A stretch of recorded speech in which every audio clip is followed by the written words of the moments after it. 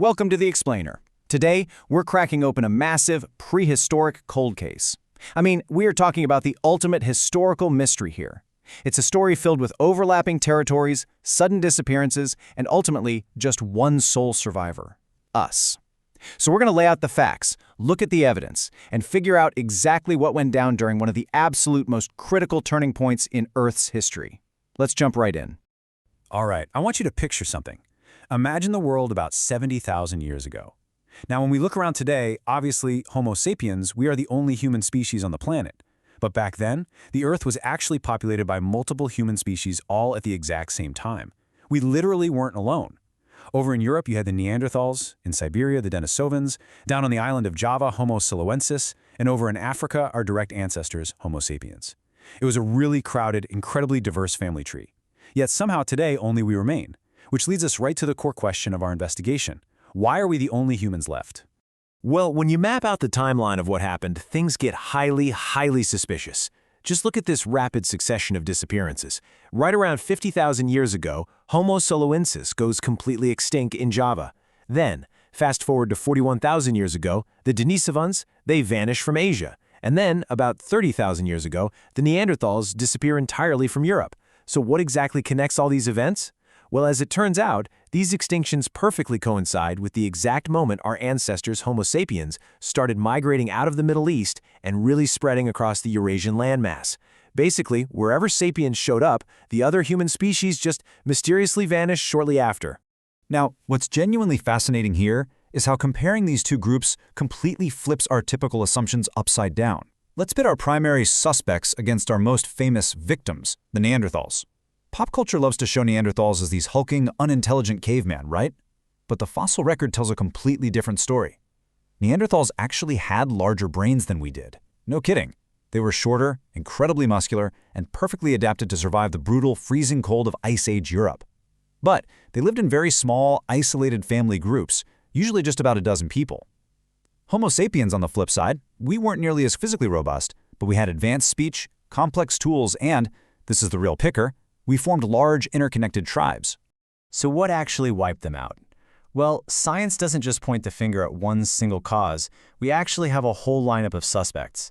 Researchers are looking at a pretty wide array of theories here. We've got pathogens and novel diseases. We have inbreeding, which really plagued those tiny, isolated Neanderthal groups. Then there are extreme climate shifts, like the intense, sudden deep freeze of Heinrich Event 4. There's even evidence of massive natural disasters. We're talking the companion Ignomite volcanic eruption around 39,000 years ago and something called the Lachamps magnetic reversal 41,000 years ago, which actually weakened Earth's protection against UV radiation. And of course, there's the possibility of direct violence and competitive replacement by Homo sapiens. So let's break down some of the most compelling suspects. Let's start things off with the pathogen theory. So when sapiens migrated out of Africa, they almost certainly brought novel tropical viruses along for the ride. Now, because sapiens evolved alongside these diseases, they had this built-in African advantage, meaning they could actually survive the outbreaks. But the Neanderthals, they've been living in these colder, isolated pockets of Europe, so they had absolutely zero immunity. Plus, since Neanderthals are known to have practiced some level of cannibalism, scientists hypothesize that sapiens might have transmitted something like a Kuru-like prion disease to them. While sapiens had the population numbers to bounce back from severe epidemics, these illnesses would have absolutely devastated those small, vulnerable Neanderthal family units. But the story isn't purely about eradication. It's actually also about assimilation. Back in 2010, the Neanderthal genome was successfully mapped, and the results were pretty stunning. It turns out that people living today in Europe and Asia carry a literal echo of the past in their DNA. Roughly 1 to 4% of their DNA is Neanderthal. This leads us to the interbreeding theory. It proves that when sapiens and Neanderthals crossed paths, they didn't always just fight. Sometimes they made it. In fact, it's highly likely that Neanderthal genes are what contributed to the fair skin of early Europeans, which helped them adapt to environments with way less sunlight. Now, this brings up a really sensitive debate within the scientific community: replacement versus interbreeding.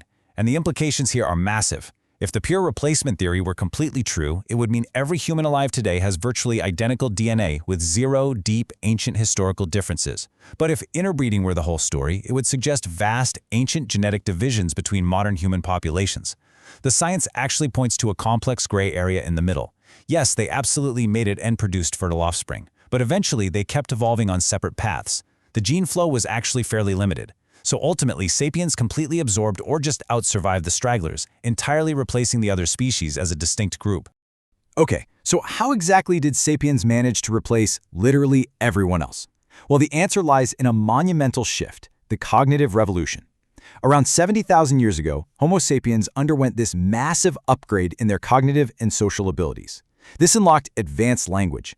But we aren't just talking about the ability to say, hey, look, there is a lion over there. It was the ability to create shared, imagined realities.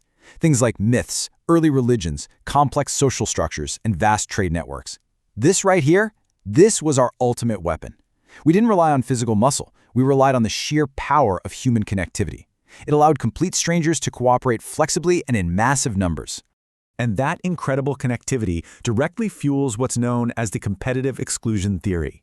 Imagine this scenario roughly 40,000 years ago. A group of sapiens migrates into a lush, prehistoric Balkan valley, somewhere in modern-day Greece or Bulgaria. Now, Neanderthals have already been living in this valley for generations. Both species need to hunt the exact same deer, forage the exact same mushrooms. But the sapiens, they arrive with highly sophisticated tools, a clear division of labor, and huge tribal cooperation. They are simply far more efficient at extracting the resources. So, slowly, without even necessarily fighting, the local Neanderthals face starvation. Over thousands of years, their populations gradually just collapse. It was indirect, sure, but it was incredibly deadly competition. And here is just a really fascinating piece of that competitive puzzle. 33,000, that is how many years ago we start seeing some of the absolute earliest evidence of domesticated dogs. We're talking remains found in the Altai Mountains of Siberia and similar ancient bones over in Belgium. By forging this alliance with dogs, sapiens gained an absolutely unbeatable energy-saving advantage when it came to tracking and hunting large game. Think about it. We were essentially outsourcing our hardest tasks to an entirely different species. Neanderthals didn't have this partnership. Because of that, they had to expend roughly 30% more energy just to hunt and move through the exact same terrain. But we do also have to confront the darker side of human history here. As anthropologists have noted, examples of widespread tolerances is for the most part an extremely recent invention of human beings. And this speaks directly to the violence theory. Look, throughout all of recorded history, humans have shown a pretty consistent tendency to wage war over minor differences, whether that's skin color, a different dialect, or a different religion. So it's highly, highly unlikely that early Homo sapiens, upon encountering a completely different physically imposing species of human, would have been universally peaceful. They almost certainly viewed Neanderthals as direct competitors for survival, sparking violence and primitive warfare that definitely would have hastened the Neanderthals' demise. So, when we put these two survival strategies side by side, the contrast is just profound. The Neanderthal strategy, it was all about relying on incredible individual physical strength and small, close-knit family units of a dozen or so people. If a disaster struck their area, they were completely on their own. The sapien strategy, though, was entirely different. We outsourced tasks, we traded crucial information over vast distances, and we united massive, dynamic groups through shared stories and beliefs. In a rapidly changing, fiercely competitive Ice Age world, the isolated, rugged strength of the Neanderthal simply couldn't compete with the massive, communicative networks of Homo sapiens. And honestly, that difference in connection is the true legacy of our prehistoric past. It wasn't brain size, and it certainly wasn't brawn that made us the last human standing. It was our unique ability to cooperate. But man, it leaves us with an incredible what-if to ponder. Seriously, what would our world's political and religious structures look like today if multiple human species had survived? Imagine a world where sapiens, Neanderthals, and Denisovans were all sitting together at the United Nations. It really forces us to think deeply about what it truly means to be human. Thank you so much for exploring this cold case with me, and I'll catch you in the next explainer.